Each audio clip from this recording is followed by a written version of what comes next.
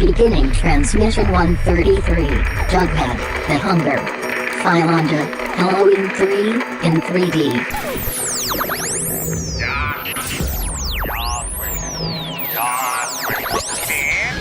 Come on, you fuckers think that just because a guy reads comics he can't start some shit? I'll fucking take all you want! Welcome to this week's episode of the Funny Books and Firewater Podcast. 面白い本と歌手ポッドキャストの今週のエピソードへようこそ。 Ignore her.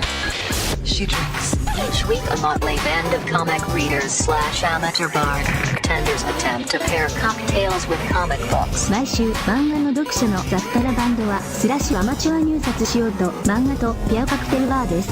All while trying to not sound like complete morons in the すべ process. ての中にしようとして音ではないような完了プロセスで低能です。 Kind of like a speakeasy kind of thing. It's kind of cool. You can find these idiots on Facebook, Twitter, Instagram, and Tumblr. Facebook、Twitter、Instagram や Tumblr にこれらのバカを検索できます。 No, what? You read too many comic books. We now join Brian, Jeremiah, Adam, and Todd. They're used to curious sights which they attribute to alcoholic delusions. They may be drinkers, Robin, but they're also human beings. I'm too sober for this shit.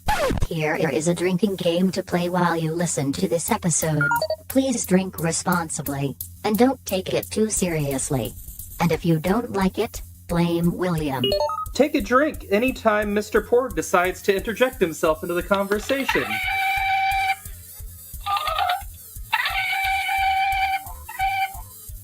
Shut up, Porg. You need to take a drink anytime Manny Bothhands makes an appearance, and I get groans and fuck yous from Adam and Maya. Fuck Manny Bothhands! Manny Bothhands is pure genius. Take a drink anytime someone refers to me as the cum dumpster. Take a drink every time the Shame Bell makes an appearance. Also, take a drink anytime we act like the Member Berries from South Park. Remember when they were on South Park? I remember. Yeah, and take a drink every time we do the bad German accent, yeah. Drink, fucker! If you have any suggestions for rules you would like to add, email us at funnybooksandfirewater@gmail.com or use the contact link on our website, funnybooksandfirewater.com. Oh, no crafts at Todd's house? It was crafts yesterday. Oh, crafty bitches yesterday? Yes, crafts yesterday when Todd was very kind and helped me and Clark move all of his shit. So Yeah, Yes. my nieces were there with Amy, and they were doing their thing. Gotcha. So- Was this the niece who asked you about your tattoo? Yep, that's the one. You know, that little 10-year-old is going to give her parents hell. It's going to be great. So I see her about once a month or so at family events. And Friday night, I had gone over, and we met up. And this 10-year-old girl just runs up to me and says, Todd, is your tattoo all healed up now? Now, keep in mind, when did we get this thing, Brian?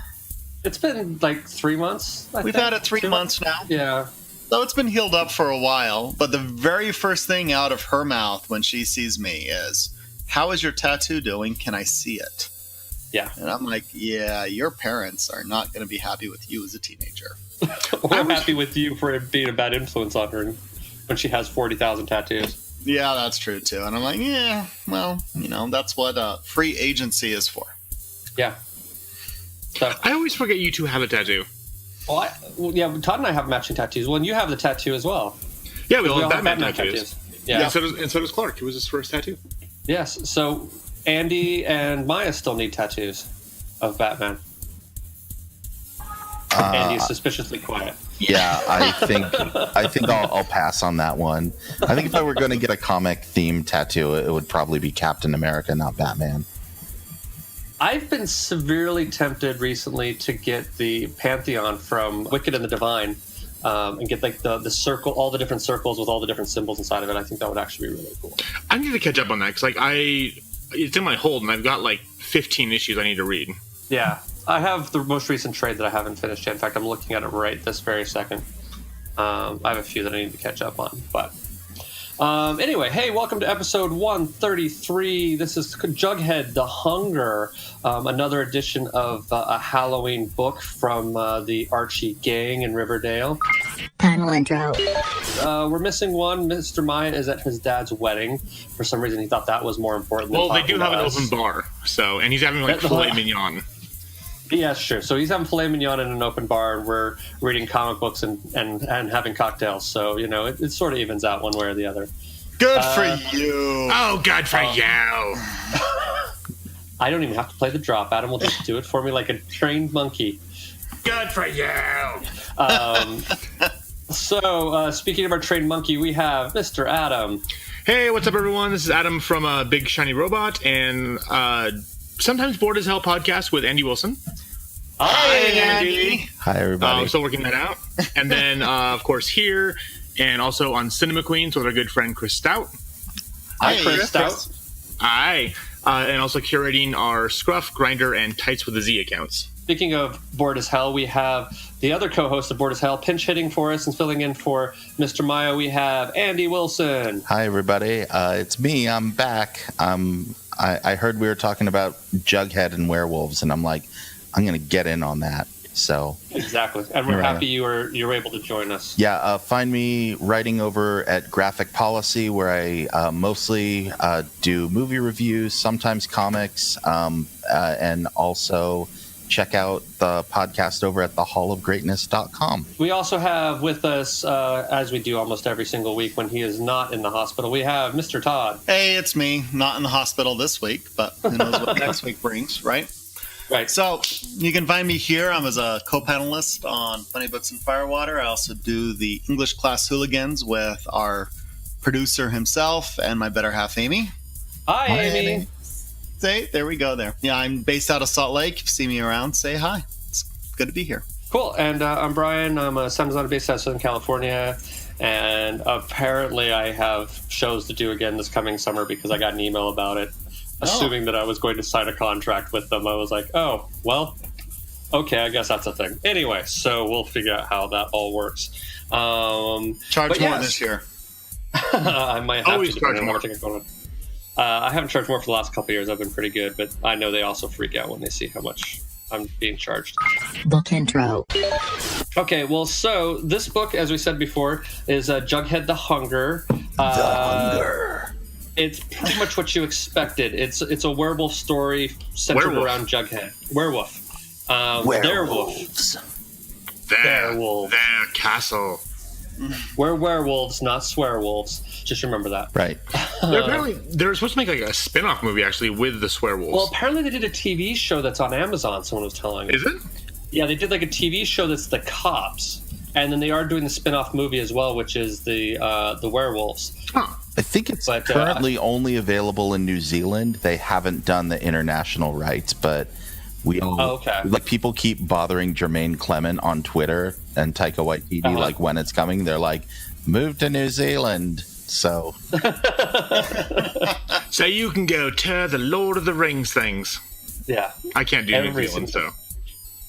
That's all you do in New Zealand. Well, yeah, now you can New tour Zealand. What we do in the shadows and werewolves locations and whatnot. Right. But yeah, I mean, it's pretty much what you would expect. Myification. Todd, since Mr. Maya's not here, how would you classify this book? You know, it's a Americana horror, wholesome goodness, ickiness. Wholesome goodness, ickiness. I like wholesome goodness, ickiness. That's what it is. You know, I'm going to actually out myself as a bad film critic. I've never seen an American Werewolf in London. To be honest with you, I found it kind of slow. Has anybody else seen it? Yeah. I haven't seen it. Yeah, I mean, by modern standards, I think you could definitely say that. It's a little slower, but I think movies got a lot quicker going through the 80s and 90s, and now it's just like boom, boom, boom, boom, boom, boom, boom. And if you're not getting something every 15 minutes, it's just like, what is this? Come on. Yeah, it definitely plays up the atmospheric element of it, but it's fun. I think it's still worth watching. I have a photo of the original sign from the pub in England that they go to for an American Werewolf in London. That's cool. It's actually on display in the Experience Music Project in the basement. They have a pop culture museum.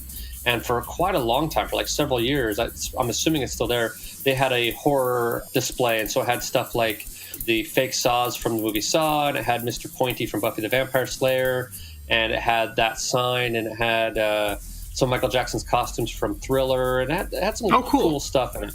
So I have a bunch of photos of it. On the top floor, they were doing the costumes of Star Wars. So they had both the prequels and the original trilogy stuff all on the top floor of the EMP.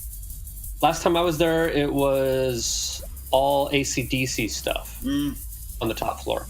And then, it's a really fun museum, though. If you're ever in Seattle, it's definitely worth going and checking out. It's really fun. I mean, it's definitely a big touristy thing, but it's also right next to the Space Needle.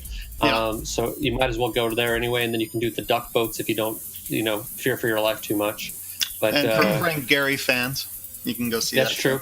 And they also have, if you're an Elvis Presley fan, that's also in the same complex where the World's Fair was, where the film it happened at the World's Fair was filmed. Oh, really?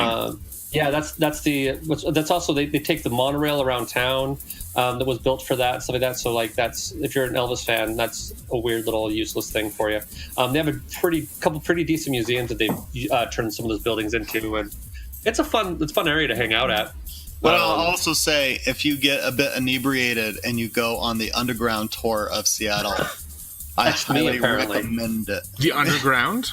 Yeah, they have. Yeah, because basically what had happened is that most of the city burned to the ground at one point in time, and they rebuilt the entire city about one story up. Huh. And so there's a bunch of buildings downtown where you can actually go down and see the old remnants of it, and they do a tour of it. It's really fun, actually, but it starts in a bar, and they take you through. They tell you about the seedier side of Seattle, but it's worth checking out. It's definitely, that was a lot of fun. I did that when we were out there on our honeymoon. Mm-hmm. There's also a couple pretty decent speakeasies. One's called Needle and Thread, which is a reference to something you will learn about on that underground tour. Todd probably can understand what I'm talking about if he remembers that tour. What? It references whores. It's about me. Yes, it does. But no dumpsters are implied. I'm a slide because whores get paid. So that's true. There you go. There's your pitch for Seattle. Dude, pretty awesome place. Go do Seattle. Seattle's a good town. Is there legal weed there? I don't know. There's legal weed in California. There's legal weed in like half the country now. Just pick a spot. As it should be. Still a Schedule 1. Shockingly enough, my mother is pro medical marijuana. As you should be. Go mom. Yeah. My sweet Mormon mother is pro medical marijuana. That blew my freaking mind. Well, seeing what I learned about, because in Utah we've got Prop 2, which is legalizing medical marijuana on the ballot this November. Mm-hmm. I was talking with a friend of ours, and she was telling me that it's not approved for things like anxiety and stuff. It's only for physical medical conditions. And I'm like, I'm on pretty strong drugs for my thing, and if I could just smoke weed and be done with it, I would much rather do that than take drugs that are changing my brain. Yeah, no, I get that entirely. But I can't do it because it's not for anxiety and depression, so. Well, but it's a start. I think, I mean, considering that one of the best uses of medical marijuana has been to treat soldiers suffering from post-traumatic stress disorder, I think that, you start with let's treat chronic pain and fibromyalgia and that stuff. Yeah. And then let's move into, it's the camel's nose in the tent. That's what everyone's going to say, why we can't have legal weed, but yet at the same time, it's that's what we want. Because, come on. Just why not? Well, the whole thing is, we've got, legalized alcohol, which is pretty much the one of the most abused, worst substances in the world. And I say that as someone who also drinks, and obviously this is a drinking podcast. Right. But it's I read a thing the other day, and again, take it with a grain of salt, but they were saying 5% of the deaths in the world are due to alcohol. Due to its effects, not so much drunk driving or, people doing stupid stuff while drunk. It's just it's not good for you. And whereas, I don't smoke weed, but at the same time, it's got very low side effects, and if anything, you just get hungry and watch Aqua Teen Hunger Force and laugh your ass off. The hunger. Mm-hmm. I really wish I could do a Meat One impersonation, but I can't. I love that show. Drinking game. Mr. Andy, what is your drinking game rule? Mine is Cooper, Betty Cooper. Anytime Betty does something badass, take a drink. Nice, I like it. She really is a badass in this too. She's like the Buffy. Yeah, she is. Cool. Mr. Todd, what is yours? Golly gee, Archie's just friends with everybody. Every time Archie, it seems to be switching sides. If he's talking with Jughead, if he's there with the Coopers, whoever he's with, Archie is on no one's shit list. A valid point. He's on nobody's shit list. He can go anywhere. There's all this drama and horror and slashing going on, and yet Archie is this omnipotent, we're just going to leave this guy alone figure that everyone wants to confide in. It's fantastic. I really want to see him being like a fuckboy like he is in Riverdale. The TV show. So I came up with 3 of them, actually. So since no one has taken mine, I will go with my 3, and then I'll get to you, Adam. How's that sound? Sounds good. So my first one is Hungry Like the Jughead, for those Depeche Mode fans out there. Duran Duran fans out there. Hungry like the wolf. Yeah. Every time food is shown or mentioned, take a drink. Oh, that's just mean. This next one's pretty mean as well. Home Sweet Home. Every time someone mentions Riverdale, take a drink. Mm-hmm. Howl at the Moon. Take a drink whenever someone transforms into a wolf. And then, Mr. Adam, what is yours? Actually, the Howl at the Moon was my first drinking game. I was like, no, that's too obvious. And I took those 3 because I thought they're just obvious enough that no one's going to pick them. So that's why I did it. No, and actually I was going to name it Howl at the Moon and do like a really bad Ozzy Osbourne impersonation. No, mine's called Blood and Guts. So every time you see blood and or guts on a page, take a drink. Oh my god, per page. That's a lot. Yeah, that's cruel. Because per panel would just, be the end of it. Yeah. No, for sure. Wish for death. No, Yes, that's absolutely. when you do the homeopathic drinks. The vibrations going on. You'd probably be okay that way. You're an expert on that, Todd. I'm not, though I know those who are. Yes, you They also do. think vaccines cause autism, so fuck them. Oh, well, you and I had a fun conversation yesterday about my friend who got extra Christy after I haven't hung out with her in a while. I don't need antidepressant medication. I just need to pray to Jesus. When I first saw the text message, I was driving, so I just saw my friend says I don't need antidepressant medication. I'm like, oh, you know a Scientologist? I was shocked. And then I read the all Christy stuff, and I was like, oh, okay. The other side of the same coin. Yeah. Yeah. It really is. It's like, why are there hospitals in the Bible Belt? I don't understand. You just all need to pray to Jesus. Save me, Jeebus, save me. Actually, speaking of which, my sister's youngest child has started telling her that the cops said that if he's standing on the table and my sister says you need to get down, he'll say the police said I can. And when she finally said no, the police are going to listen to me and agree with me, he finally started saying, well, Jesus says I can. So now Jesus is telling him. Like, I was just like, rock on, dude. Just keep appealing to the higher power. Exactly. So every higher power says that he can do whatever he wants to do. So funny story is our friend Brian Young, his son Anakin, when he was like 10 or 11 years old, Brian called in for a parent teacher conference because apparently his son at school was spreading the good word of atheism. And trying to convert people to atheism, and so they were like, well, why is he doing this? And he's like, well, you guys have seminary, why can't he talk about atheism? True. So that was fun. Very true. He can drive cool. now. That's weird. Wow. Don't even get me started on how strange some of that is. Todd's having a kid. I mean, that's weird to me. It's weird to me too. She's finally far enough along. You can see the occasional when the little parasite in there's turning over and the butt's pushing against the stomach, and now she has a lopsided stomach going on. So she's mooning you? Is that what you're saying? As one does. She is your kid then. What do you mean? I didn't moon that many people. I'm so glad I can't have kids. Final warnings. This really is violent and rated for mature content. So if you think, oh, look, it's an Archie book, let's give it to my 8-year-old kid, don't. I would say 14, 15. Yeah, 14, 15. A teenager, yes, but preteen, no. It really is a line on that. Lots of guts in it here. is. Lots of guts. Yes, there really is. So, although I don't think it was disturbing as Sabrina we did last year. No, yeah. The Adventures of Sabrina. That one was freaky. This one is classic slasher horror. Yeah. Sabrina's creepy. And we will get into it later, but there's a scene of Jughead eating that I thought was actually more disturbing than some of the guts in there. Agreed. There was that big splash page of him with all that food. I was just like, oh, that was just it was. I double taked on that one. That was a disgusting looking sandwich. Just absolutely just ew. It looked like something that Heathcliff would eat out of the Heathcliff cartoons. It was just. Oh yeah, I didn't think about that. It was just gross. I forgot about Heathcliff. I know, right? You forget about Heathcliff. You always remember Garfield, but you forget about Heathcliff. It's weird how that works. Yeah. Oh well. P.S. And by the way, I have downloaded on my phone Teenage Mutant Ninja Turtles stickers. It's my new favorite thing to send to people. I would send it to the group text, but I don't know if Todd gets them or not, and I don't. I don't know. Would you get those, Todd? I don't know. Try it. We'll try real fast. Yeah, we'll try it. This is because I have an Android phone, and I'm not in the cult of Apple. Yeah, I'm sending you a Donatello with a beating heart. We'll see if you get to see this or not. Get emojis. I did get emojis, but they're Teenage Mutant Ninja Turtle emojis. How can you hate on that? I don't. Oh, I totally get it with the heart on the chest and the whole bit. Yeah. Yep. Yeah. I get it. Oh, nice. Okay, well, now I can start sending those to everybody. Okay. My favorite is it has the little bandanas, so if someone sends me a photo, I can add the little, like, bandanas over the eyes to the photo and send it back to them. It makes me super happy. Nice. Yeah, it's a stupid, dorky thing, but it amuses me. Cool. Well, so now that we've proven that emojis can go between the iPhone and the Android phone, congratulations, we've solved that mystery for you right here.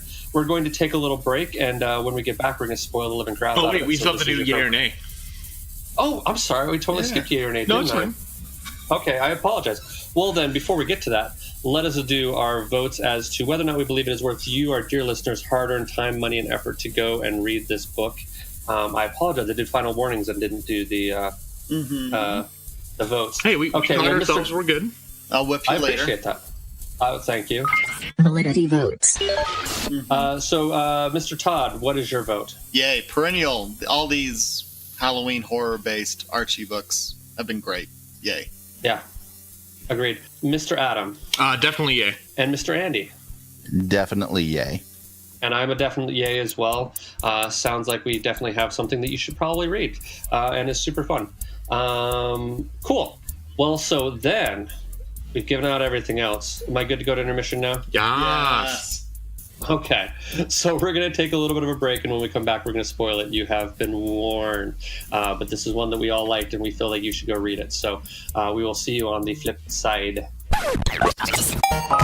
If you have yet to read this week's book and would like to read it now, press pause. Go ahead. We'll wait. Hi, everybody. This is Matt. And I'm Trevor. We're the co-hosts of the Nighthawks podcast, a movie podcast for people who like to stay up late. We've just joined the Hello Sweetie Podcast Network, expanding our podcast empire and bringing the world to its knees. Take a seat in the Nighthawks diner with us. We're going to talk to you about movies. We've got new movies, old movies, movies we love, movies nobody loves. You can find us on Stitcher, iTunes, and at nighthawkspodcast.com. Hey, that was pretty good. Do you think they'll listen? The good ones always do. Llamas with hats, because that's a thing. Carl, that kills people. Plot summary. It's pretty basic. It's Jughead's eating at the diner, and you find out there's something called the Riverdale Ripper that's killing people, and Jughead leaves. He's being kind of followed by someone who's being an asshole to him, and he's feeling weird. He turns into a werewolf and kills the person, and then wakes up the next day and finds like an arm in his room, and he realizes that he, as a werewolf, has been going out and killing people as the Riverdale Ripper. So he leaves town, joins the circus. We find out that Betty is again Buffy the Vampire Slayer, but with werewolves, and she's going after him, and she tries to get Archie to go with him. At the circus, he once again becomes a werewolf, kills someone. Hold on, we skipped a step. Was the wolfbane? The wolfbane part, yeah. Yeah, skip the Wolfbane. So Betty and Archie take Jughead to a botanical garden. They get Wolfbane, which seems to cure Jughead for a certain period of time, but then he wakes up with another body in his bedroom or whatever, and then he runs away and joins the circus. Okay, yeah. Continue. And then he after a while, so Betty and Archie are chasing after him, and then also the circus people are, because he killed one of their pretty much family, and then it's his cousin, right? Who ends up so he meets up with his cousin who he thought he killed, and he's like, no, I faked my death, and you find out that he's a werewolf, and that werewolves run in the Jughead family. So his cousin shows him like, hey, I can get shot, and the bullets pop out of me unless they're silver.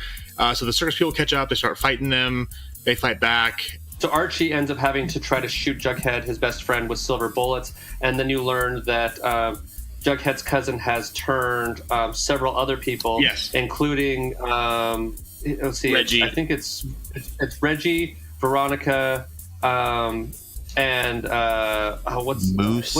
and Cheryl. Yeah. Right. So they're all also werewolves as well, and they turn into werewolves, and that is the end of the first book. Is where that goes. Yes. That sound like a fair assessment? Yes. Analysis. Well, Mr. Andy, since you're our guest, let's jump in with your thoughts on this. I like it. It's a pretty classic werewolf story, but it just douses it with all of the strangeness and funniness of a modern Riverdale comic. I think doing that juxtaposition always works because we're like, hey, the Archie gang, it's a bunch of, clean, fun-loving kids, and we throw them in the middle of incredible violence and gore, and it just somehow works. And it's a lot of fun, and especially the whole juxtaposition of Jughead and his insatiable appetite, but then moving that to, oh yeah, he's a werewolf, and no, he's gonna just eat people instead. Well, and then tying into that, I think with Todd's thought process of it being very much Americana and Archie being Americana, they have like sort of a standard set of like trope players that we're all fairly familiar with. Even if you're a passive fan of Archie or just somewhat aware, you kind of know at least Betty and Veronica and Archie and Jughead. Like, you at least know those four. Mm-hmm.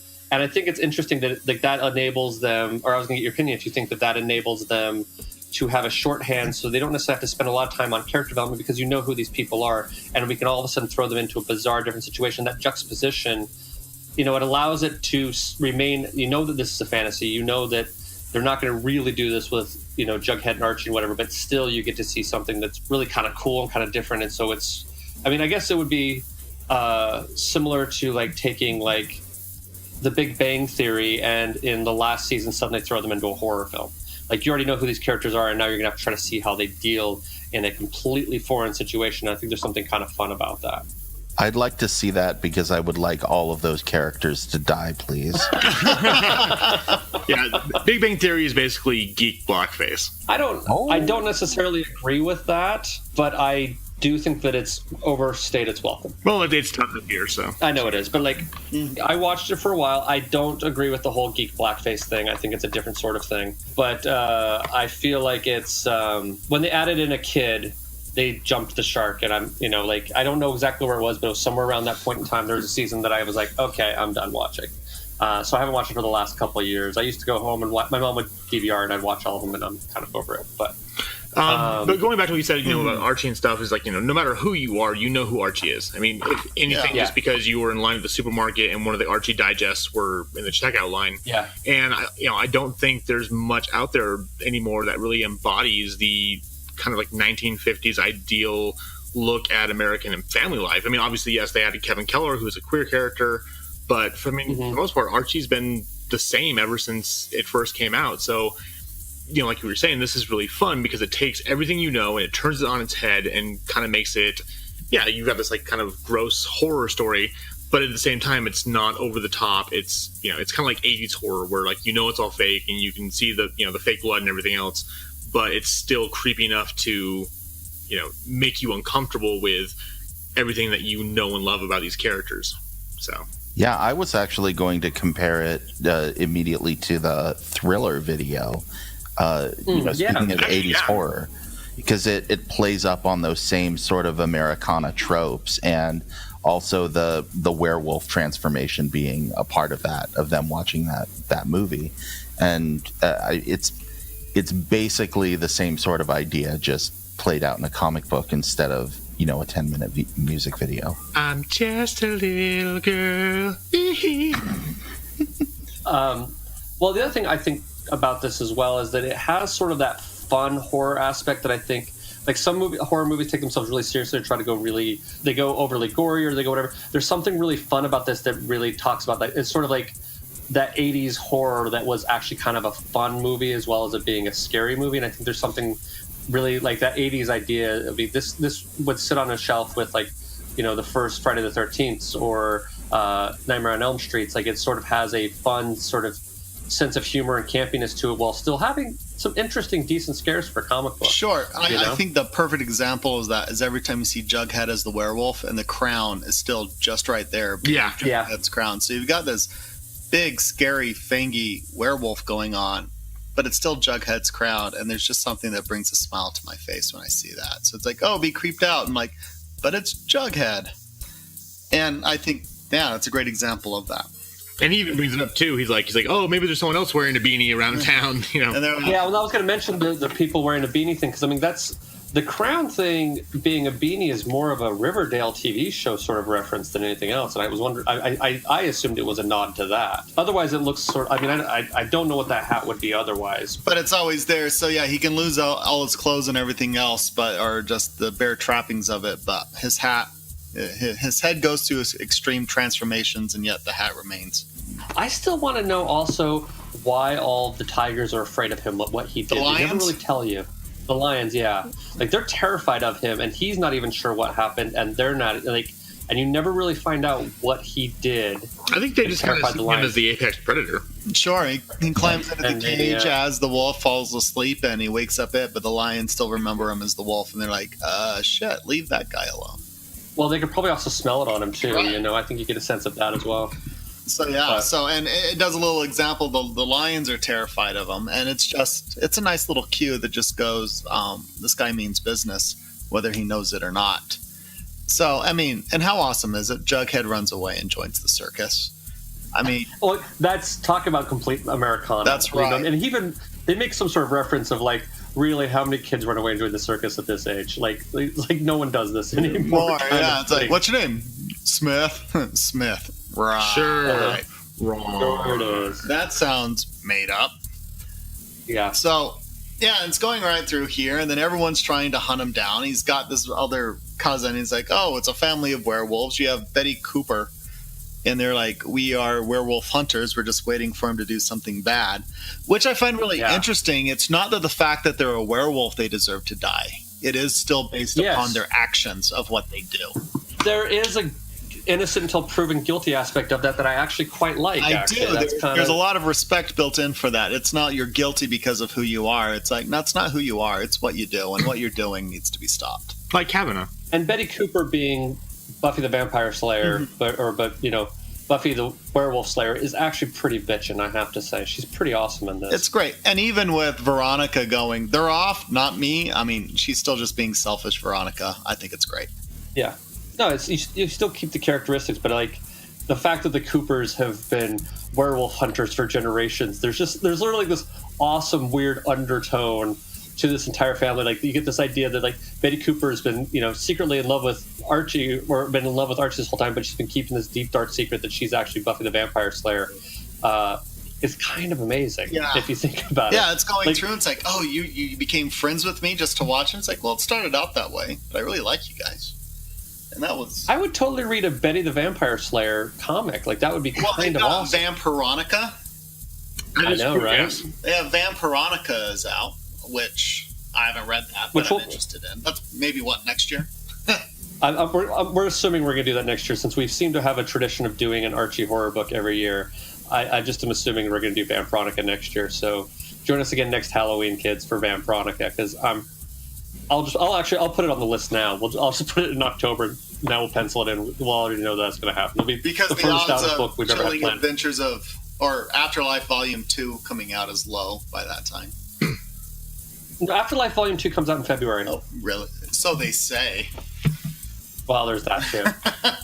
Well, it's like Kingdom Hearts 3. I will believe it when I have it in my hands and I'm actually reading it. That's right. Or Half-Life 3. Does it even exist? No. Yeah. That's true. Well, cool. Does anybody else have anything that they want to jump in and discuss?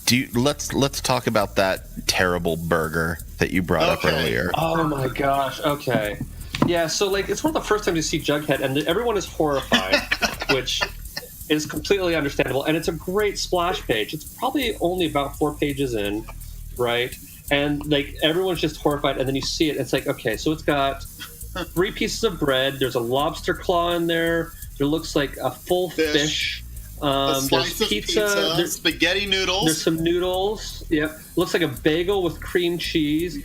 Some meatballs. That's about all I can see. The sandwich just looks disgusting. And there's red sauce everywhere. Yeah. Oh man. Probably marinara, right? Well, and then all the blood, like all the ketchup and whatever around his face, like it just is.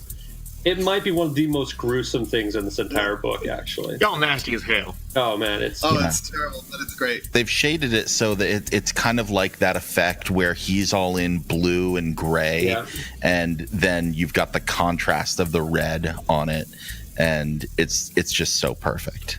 Yeah, the color on this book is really impressive, actually. I think after Todd and I talked to Matt Wilson a little bit, the colorist for Wicked and the Divine and Paper Girls. He did Wonder Woman with Azzarello. Yeah, he's done a lot of stuff. I've noticed the broad variety in his work, and I've sort of had a greater appreciation for colorists. I think that I've underwritten their contribution, and this is definitely a book where, let's see, who is the colorist on this? Because I think their name deserves to be mentioned, because it's pretty cool. Colors is Michael Walsh, D. Cunniff, and Matt Herms. But the coloring, I think, definitely helps sell this book, and it's considering the fact that there's 3 different ones, it's a relatively consistent job. But yeah, it's super fun. Oh, it's really great. A little side thing, if you ever want to see the influence of what coloring can do, is recently there's been a release of The Killing Joke, an Absolute Edition, coming out of DC. What they went ahead and did is when Killing Joke originally came out, the artist was too busy to color it, yet other commitments. So they hired the colorist who did it. And then back in the 90s, later, he came back through and recolored it to what he initially wanted it to be.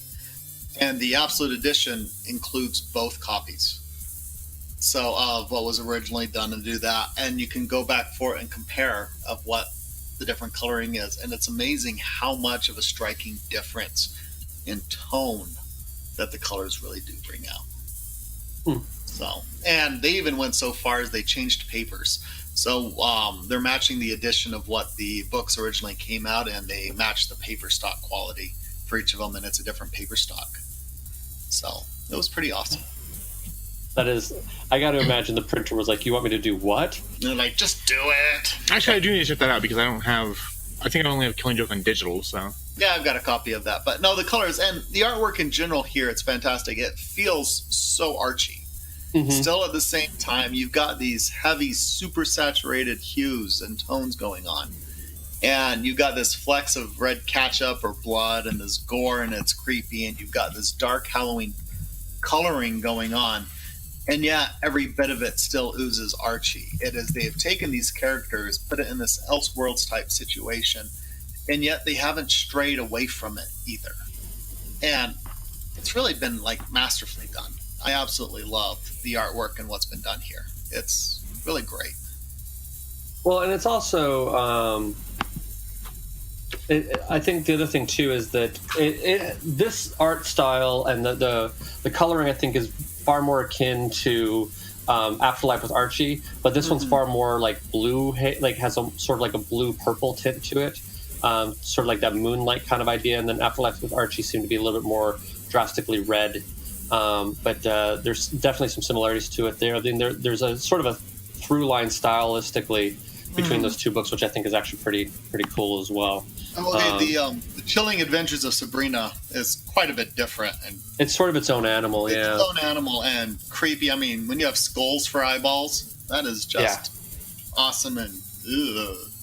Well, and also in the back of our edition, I don't think Adam has this, but if you have the physical copy, in the back of it, the artist from Afterlife with Archie, Robert Hack, who I met last year about this time, he has like at least 2 or 3 covers, and one of them is a great skull Jughead with some fur around the jaws, which is actually pretty cool as well. Well, and for me, it almost had kind of a film noir kind of sense to it. It was, the way they played with shadow and light, and as someone who's a huge fan of that kind of genre, it just added to the fun of, again, like the classic werewolf tale, and also just kind of, I don't know, it was the art's really good, and as I've said before, I'm kind of more of a dialogue and plot kind of guy, but the art definitely stood out for me.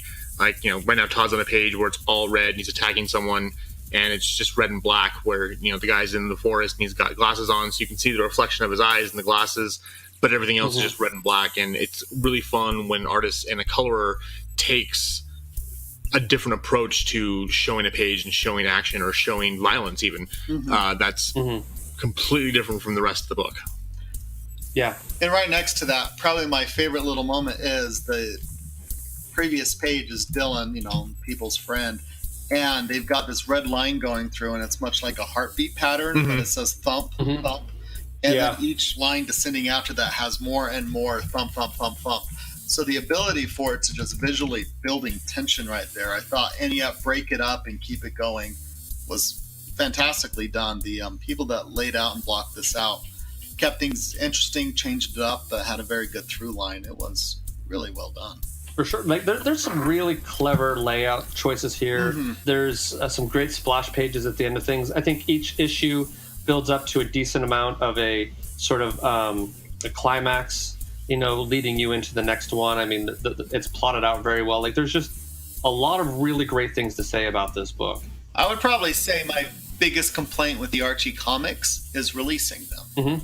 Yes, they don't have a standard. I think that's fair. They have great. I mean, the end product is very good, but it's not on a regular schedule. That's for sure. No, it's true. Especially, are the regular Archie books on more of a regular schedule? They're a bit better, but a lot of it is still. Okay. They have no fear about letting something be late if it needs to be. Okay, that's about because you have more of those trades than I do. You have at least 5, don't you? Yeah, the first 5 trades of the main Archie line. Mark Waid's been the writer the whole time on it too, so the artists have changed a bit, but Mark Waid's been the through line on it. And I have the first 3, I think. So I'm about 2 behind you, and I don't know how many have been published since then, but those have also been very fun. What they've done with the Archie line has been pretty cool. Well, what's cool with this too is that we only did 0 through 3, but there are 6 more issues out there, so there's you can see. I'm assuming it's going to be like the next trade or something like that. Yeah, but it's, again, like Maya actually had the 1 through 3 individual comics, and then 0 was free on Unlimited on Comixology. So nice. So that was kind of nice. But yeah, it was cool to see that there is more to the story, and if you want to go follow along and see what happens next, unfortunately, we might have to wait a long time for issue 10, but there's at least 6 more to get you going. So right. Looks like Jughead the Hunger is supposed to be coming out on February 12th, 2019. I think next we February. Lost Andy. Are you still there, Andy? Yeah, I'm still here. I haven't been talking. What are you talking about? Yeah, no, we're just talking too much for Andy to get a word in edgewise. No, I fell into a trap of sitting here and listening. So basically what most men don't do. Okay, cool. Well, I'm just so used to listening to the podcast, and it's just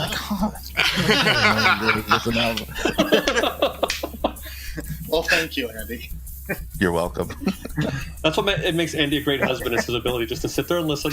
Well, Andy, do you have any thoughts you want to add to this? Yeah, I mean, Todd, you really just nailed it when you said earlier that this is Americana plus horror, and that's what makes all of this work so well. And Adam, your statement about bringing in those noir elements, I mean, that's what makes this book work, even though it shouldn't. It's take Archie, make it a horror book, and it's just fun because it doesn't stray too far from any of those formulas. So I really like it. And I will also have to say they do make comments about Americana and the foreword of Jughead the Hunger. So that's not an original idea. Yeah. Don't let people think that's the case. No, but it is a very astute observation for you to steal. Yes, I'll definitely take ownership of that. It's fantastic and it's great. And it's and the thing of it is, you take a look, like the horror, it's not truly an American thing, but they called Edgar Allan Poe the godfather of the horror genre. I mean, there was stuff preceding it like Frankenstein and Dracula. But really, this whole concept of the slasher flick and this just everything being done and being scared for the entertainment of it, and it really is quite an American thing that we have exported elsewhere. And it's part of our cultural zeitgeist, and it's all just kind of being mixed together, and it complements each other so well. I mean, it's kind of like Jughead sandwich. You think it doesn't work, but there's a part of me going, it just might. That salty and sweet and all that other stuff. It just might. It may not be wrong until you try it.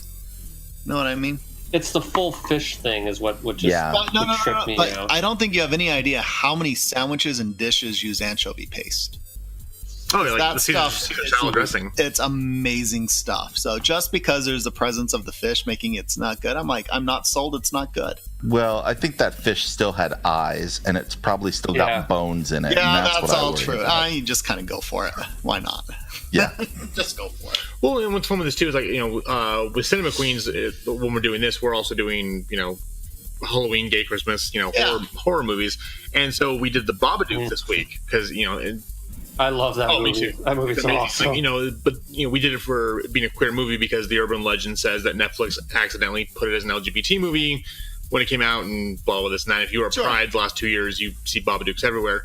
But talking with Chris, I was like, well, the thing you have to keep in mind is that horror movies have always been deeper than just, killing the big-tittied woman, or, a moral story about not, keeping virginity, this and that. Because the Babadook really is about, dealing with grief, or you can also go with mental illness. If you look at, like, the original Dawn of the Dead, it's an indictment of capitalism, or consumerism, excuse me. Yeah. And so that's kind of the thing. And so I was kind of thinking about this one is, like, what... I mean, do we think that, what do we think is the deeper meaning behind the werewolves and everything with Jughead, or is it honestly this just kind of a fun tale that isn't really telling a deeper story? I've got a hot take on that one. Go. Oh, good. I'd love to hear it. Yeah. So, I mean, the idea that these are old families, and some of them are werewolves and some of them are werewolf hunters, and they've been doing this for generations. And you see Betty's aunt, and she's obviously very rich and very privileged, and there's a whole culture around that. Then you have Jughead's cousin telling him, like, no, we're werewolves, we're hunters, they're just food, they're our prey, that's our job to go and kill them. And to me, this then all becomes about privilege and about old families and connections and what that gets you. Mm-hmm. And that people think that gives them the right to do whatever they want, or to treat others badly the way that Betty's aunt does when her steak isn't cooked the way that she wants it to. Extra bloody. So, extra bloody. No, it's well done with ketchup. We know that. No. I even ordered a steak once, blue rare. There was bravery with that. Oh, interesting. I actually really like. Every once in a while, I like a really good rare steak. Yeah. So yeah, I'm down for that. But you're my man. But if you're coming to this with that idea, I think that's what the true horror is, because it then becomes this internal struggle for Jughead. He says, I've got this monster inside of me, I'm afraid of it, I don't want to let it out. And then he has someone tapping him on the shoulder saying, no, you're better than everyone else, just use your power and give in to that those urges. I think that's a very basic moral story that's woven through a lot of our literature, and that's why this works. I think adding on to that, I think part of what also makes this really successful is, I think you're 100% right, but I think also this idea of uncontrolled urges turn you into a monster really speaks to the juvenile teenage boy. And I think that's also something that's played with fairly well in Teen Wolf, from another 80s sort of horror comedy that I think that sort of idea really speaks to the teenage boy of, like, I just can't control what's going on inside of me, and these things take over and I have no control over it and I become this monster. I think is something that's also very interesting there. And also on what Andy was saying, he's got this cousin of his of going, they're just food, don't worry about it. And yet he sees this cousin, and he could come with his own takeaways of his cousin is able to transform on demand as he so wills it. So is he going to take the outwardly spoken lesson trying to be imparted, or is he just going to glean the information? It's like, I've got this hunger. How do I do with it? And there are elements that you can take from it. It's like, I'm going to reject this part of what he's saying, but there's other parts of what he can do and learn to control and live with it and kind of coexist. They could very much be doing so. Well, and I just love that Andy pulled out a class war moral story out of a Archie comic, but I think he's right. That I see that everywhere, though. So no, but there's definitely the evidence in this, and I felt very similar. You equated it in a better way than I think I would have said it. But does anybody else have anything they want to add to that? Not really. I'm excited to actually go read more. So yeah. So it's interesting. These first few issues, it's a decent stop-off point, but by no means does it feel like the conclusion of the story. Correct. No, it doesn't. But unlike some stuff we read recently, like I felt there at least was, a sense of catharsis as far as we want to know what happens next. There's some dangling threads. Yes, but it didn't just cut off to where like, well, what the fuck's going on? Like that's true. You wrapped it up. You got your hook for the next part, but it. If it ended right there, I mean, I'd want to know what happens, but also I would have felt fulfilled. Yeah. So cool. Yeah. Cocktails. I'll go first with mine just because I have it at the top of my list right now. Mine is the Dark Moon cocktail. It serves up to 8 people, or 1 Jughead at a restaurant apparently. So this is 1.5 cups of cold brew coffee, 1.5 cups of French vanilla coffee liqueur, a half cup of spiced rum, 1 12-ounce bottle of Coca-Cola with real sugar, and a half ounce of heavy cream. What you're going to do is up to 4 hours ahead of serving, combine the cold coffee, the coffee liqueur, and the rum in a large pitcher and stir. You're going to chill until ready to serve. When you're ready to serve it, you add the cola, and then you fill the cups with ice and pour over the top of it, and then you add heavy cream evenly over the top of each glass. And that is your Dark Moon coffee with a lot of caffeine in there as well, so you will definitely be up all night. Sounds like it. But Mr. Todd, what is your cocktail? With everything going on here, I'm going with the classic Bloody Mary because it's nice and vodka soaked, but it's red all over and spicy and delicious.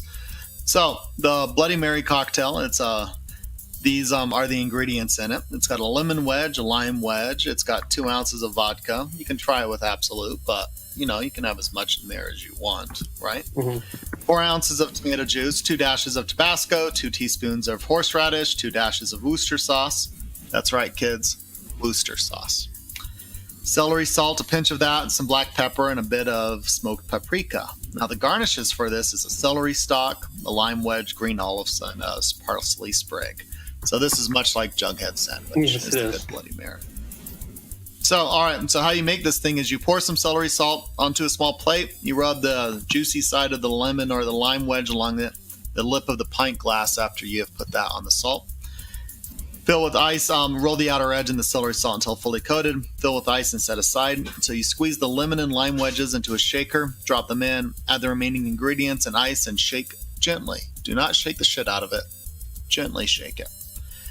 And strain into the prepared glass and then garnish with your parsley and green olives, lime wedge, and your celery stalk. And enjoy. Mr. Adam, what is your cocktail? So mine is called the Bloody Bite. It requires 3 tablespoons of light corn syrup, 2 to 4 drops of red food coloring, 3/4 cup of lime sherbet, 1.5 cups of pink grapefruit juice, 1.5 cups of club soda, and 1 cup of vodka. So what you're going to do is you're going to take a shallow plate. You're going to mix the corn syrup with the red food coloring. In a blender, you're going to add the sherbet, the pink grapefruit juice, the club soda, and the vodka. Blend it for about 10 seconds until it's nice and frothy. You're going to take your glass. You're going to dip it in the corn syrup red mixture, and then turn the glass up so that the red kind of drips down the outside like blood. And then you fill the glass with the blended mixture. Nice. That sounds good. It is refreshing. And Mr. Andy, do you have a cocktail for us, or do we throw you in at the last minute too much? I do. Oh, awesome. No, I was able to find something. Okay. This is a Halloween punch, but it is a bloody punch. So that's probably the better name for it. Take 2 liters of your favorite cola, and then put that in a large punch bowl. Then get a surgical glove. Make sure it is the kind that doesn't have any nasty chemicals on the inside, cornstarch only, and then fill that with cherry juice concentrate or any other dark red juice concentrate. Throw that glove into the freezer, freeze it, and then when you're done, you've got a nice bloody hand that you can drop right in the middle of that punch bowl. And nice. So that is Dilton's hand hanging out in Jughead's punch bowl. I might change the name of that to be Dilton's Hand Punch. Okay, do that. That's great. I like that. Final grades. So we started doing this last week. We will do a grade for how self-contained we feel that this book is. We've sort of already discussed it just a little bit, but what's your grade on self-containment, Mr. Todd? You know, I can go ahead and give that a 7 out of 10. It's got a decent pause going on through here, but it's definitely not the complete story, but it's a good arc going on, so I give it a 7 out of 10. 7 out of 10, okay. There you go. Not helping with the letter grades, but that's okay. Mr. Andy, what is your grade on self-containment? Yeah, same. Well, I think a 7 out of 10 is a C. So, yeah. Depends how you think about it. Yeah, I'd give it a C for self-contained. There's a lot here. It's obviously going forward, but at least if you take Archie as the point of view character that we are supposed to really follow, then there's definitely an arc that begins and ends. Or if you, on the other hand, take Jughead as that point of view character, then you also have a self-contained character arc. There's a lot more going on, and it obviously is setting up a lot more, but it's self-contained enough. Okay. I'm going to go with a B for very similar reasons. I feel like it's about as self-contained as you can get for having a series that continues on. I felt like it was a satisfying end, but then still continued on. So yeah, Mr. Adam. I'm actually going to go with an A because this is a unique story. Like we said before, everyone kind of knows who Archie is, even if you're not as familiar with Riverdale or the universe. We all know Archie, Betty, Veronica. The whole love triangle thing going on, and like you said, Brian, it is satisfying. It ends on a note that makes you want to know what happens next, but the story is set into motion and starts well and concludes in a good way. So cool. So for writing, Mr. Adam, what is your grade? So I'm going to go with an A-. It was well written. These characters, even though they are different and unique, we have got Betty as the werewolf killer. They're still reading and acting like Archie characters, even if there is supernatural elements involved. They did a good job of, again, introducing this new mythos and this new world, and it was a lot of fun to read.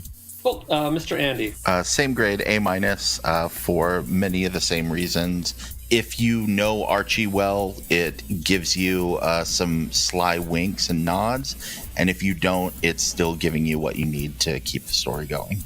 I'm going to also go with an A- on the writing. I felt like it was very, very solid and a lot of fun. Mr. Todd. I'm going to be B+, A- on that. So it's I really enjoyed it. It was a whole lot of fun. It was going through, I think, said well by Andy, there was nods and bits if you knew about it, but if it's not there, it didn't detract by any means. So then for art, what is your grade, Mr. Andy? I'm also going to go with an A-. We talked a bit about the coloring here and how it helps lend the atmosphere. And Todd brought up the Jughead's crown that keeps following them around. I think that's just a brilliant thing. One of my other favorite little bits is there's a moment where Jughead is in his bedroom, and there is a Sabrina either comic book or magazine right in front of him. I missed that. Yeah, so there's just little bits like that, and it's not the best art I've ever seen, so it's not a complete A, but it's definitely stylized and it's doing its own thing, and I thought it was pulled off fairly well. Cool. Mr. Todd. A-, all very similar reasons. I love the style they went with. You have multiple colorists. Is there also multiple artists going on? You had inks by different people, art by 3 people. So you had 3 colorists, 2 inkers, and 3 artists doing pencils, and yet it felt so consistent. And it just kept blended into each other. So they either mimic each other quite well, or they really understand the style of what they were going through. Mm-hmm. And that consistency was great, and I loved how they went about it. So yeah, A-. Well, I'm also an A- for everything that's been said before. Mr. Adam, what is your grade? A- as well. Aside from what was already said, I really enjoyed the film noir feel of it, and when the use of color and shadow and just kind of doing things uniquely and kind of out of the norm for comic books. Final grades. I'm going to give it an A-. I think just consistently, I think it's a pretty solid book. It's not the greatest book that I've ever read, but it's definitely up there as something super fun and definitely something fun to pull out and read at Halloween time. Mr. Todd, what is your final grade? A- for the whole thing. I really enjoyed it. I look forward to the next one, and they've been super consistent lately with their quality level coming from Archie. So yeah, A-. Cool. Mr. Adam? A- as well. This is fun. It's interesting.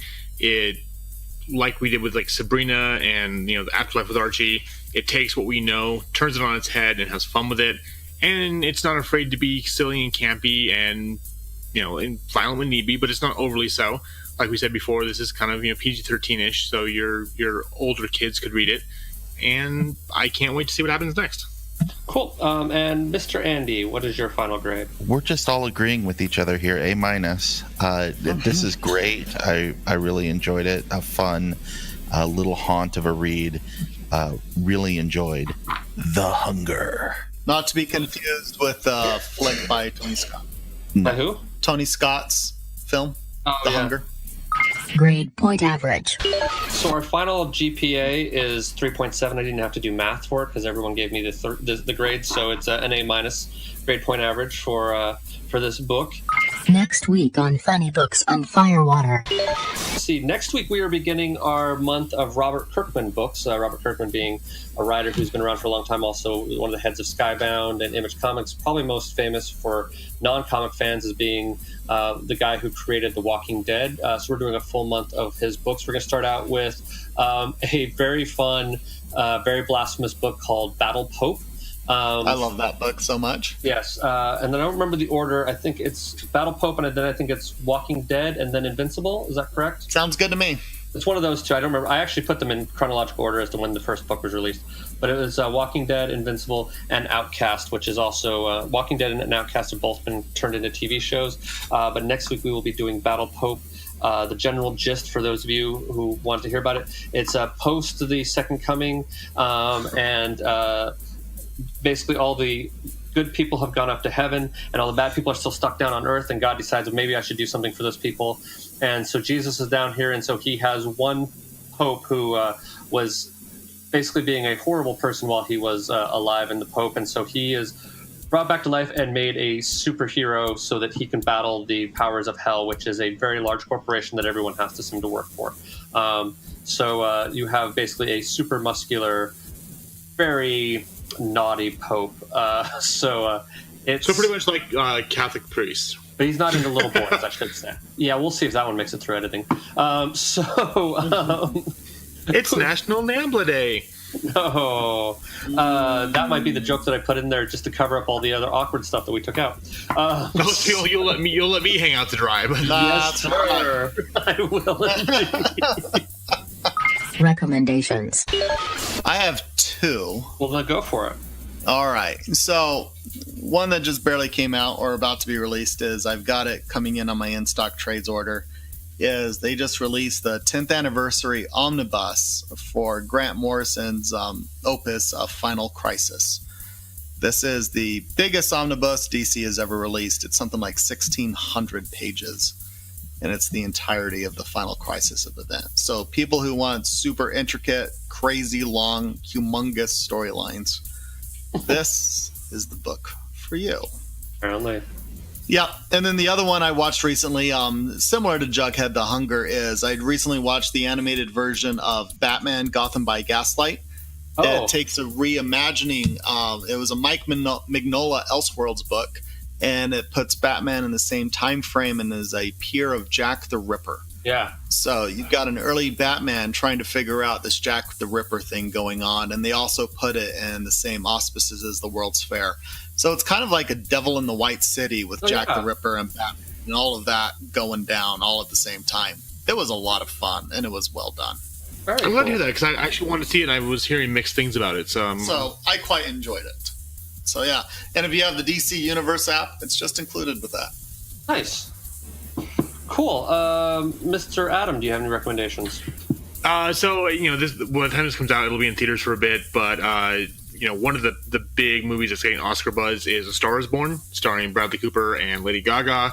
It is his directorial debut. And whose debut? Bradley Cooper. Okay.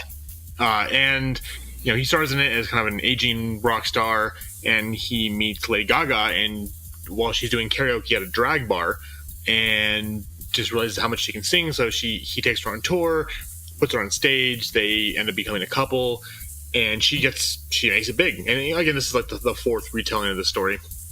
And they actually they fall in love, they get married, but through all this, his mental health problems and his addiction problems keep on coming to light, rearing their ugly heads. But she stands tall and says, like, look, get your shit together or we're done. And I'm not going to say the rest because, everyone should know the end of the story, but if you don't, it's pretty depressing. But this is going to, again, this is the first movie I've seen this year that's going to get, a lot of reward stuff. Lady Gaga completely disappears into a role. You don't realize, you don't see her as, the singer, this famous person. You see her as her character. So look for her for Best Actress. And, this is going to be a tough act to beat. So I'm excited to see where it goes, but definitely go see it. Cool. Mr. Andy, do you have any recommendations? I do. Mine is a TV recommendation. I am a big fan of the show The Good Place, and that is now back in its third season. At the time that we've recorded this, I've only seen a little bit of that beginning first series, or of the third season, but it is bonkers, and it is so good, and I just can't recommend it enough. The first two seasons are on Netflix and are definitely worth binge watching. And there is a companion podcast that is done by Mark Evan Jackson, who plays Sean in the show. And he's delightful. And this show, if you have not been watching it, is definitely something worth picking up. There's only 13 episodes in each of the first two seasons. The basic premise is that Ms. Eleanor Shellstrop believes that she is dead, and she finds herself in the good place. The only problem is she's not who everyone thinks that she is. She's actually this trash bag from Arizona. Her words, not mine. And but the show ends up being about ethics and how to become a better person. And the show also keeps reinventing itself. Like every 3 to 6 episodes, it takes a weird right turn, and it's completely different. It's absolutely great. It's one of the most compelling things that's currently on TV, and I am addicted to it. Watch The Good Place. Awesome. Nice. Something I saw recently, though. So you have Kristen Bell from The Good Place. She was on Seth Meyers. He had Kristen Bell in the voice of the Gossip Girl reading, because she did the voiceover for Gossip Girl, reading Trump's tweets as if it was the voiceover from Gossip Girl. And how well it works is terrifying. That doesn't shock me in the least. Well, it's also the same thing with Mark Hamill doing those in the Joker's voice, too. That's true. That also works really well. Cool. And then for my recommendation this week, I think I've said it in the past. I've been on a serious hardcore anime and manga kick. I don't know why, but I think I rediscovered anime and just have gone completely bonkers. But so I kind of have two recommendations. One of them is an anime that I've been watching on Crunchyroll. For those of you who don't know, Crunchyroll is sort of an anime service. You can watch almost everything on there for free with ads, sort of like Hulu. But then if you pay for a subscription, you don't have to do that. You also have to pay for a subscription if you can watch it on your Apple TV, just so you're aware.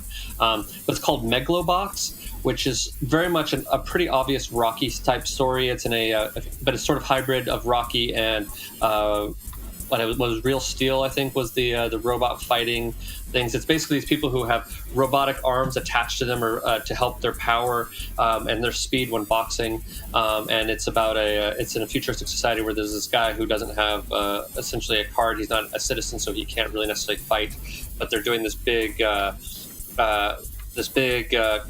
sort of tournament to find out who's the greatest megaloboxer in the world, and he makes a deal with the mob to be able to get himself an ID, and he does that. So that I think is really fun, and the boxing technique on it is pretty darn accurate, which is kind of cool. And then the other one is that they made a movie of it. They actually made an American version of the movie as well, called Old Boy. I've been reading the original manga of it, and it's different from the movie. in a really good way. I still really love the movie for its own sake, but the manga has a different spread on it, and it's really pretty cool and pretty interesting. Goes some interesting places. I have like about 3 books left in that, but I've been reading it and really digging that. So those are my 2 recommendations. Does anybody else have anything they want to throw in there? Nope. Apparently not. Cool. Well, so that'll do it for us for this week and for our Halloween month. Thank you, Andy Wilson, for joining us once again. We always love having you with us. Thank you, Andy. Thank you for having me. Always a pleasure. You're more than welcome whenever you want. Especially, I nearly laughed when Adam was like, "Hey, do you mind if Andy jumps in this week?" And I'm like, Andy doesn't need a request to jump in. I always want to ask, just to, because I know Andy's always welcome, but it's like, I got to make sure it passes committee.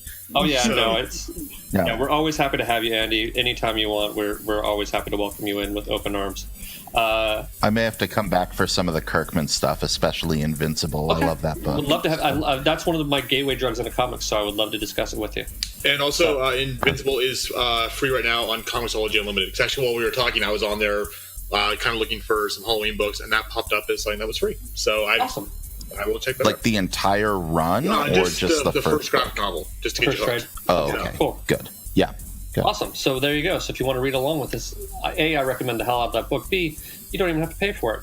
Well, I guess if you have Comicsology Unlimited, you don't have to pay for it. So anyway, so that'll do it for this week. Join us next week for Battle Pope, a book that has been on our list to do for forever, and we're finally getting around to doing it. We should do Battle Pug, too. A what? Battle Pug. Battle Pug? Is there a book called Battle Pug? Yeah. Oh. Okay. We may have to do Battle Pug as well at some point in time, but we'll start out with Battle Pope. That'll be next week. So thanks for joining us, and we'll talk to you later. Bye. Bye. Bye. So that happened. Thank you for joining us for this week's episode. This band of knuckleheads will be back next week with a new episode.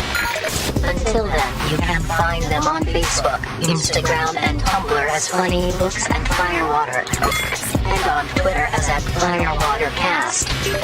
Go to funnybooksandfirewater.com for the most up-to-date information, as well as cocktail recipes from this and past episodes. Thank you for joining us.